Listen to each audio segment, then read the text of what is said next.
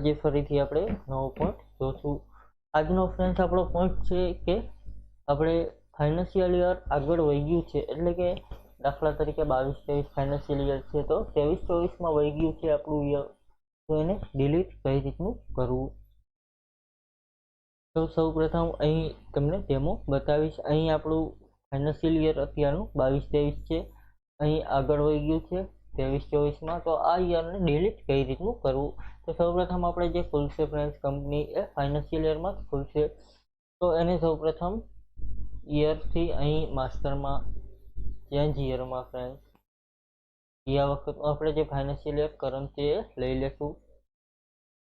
ત્યાર પછી અહીં યુટિલિટીમાં જશું ફ્રેન્ડ્સ, એમાં આવશે ડેટા યુટિલિટી, એમાં ફ્રેન્ડ્સ ફાઇનાન્શિયલ યર ડિલીટ.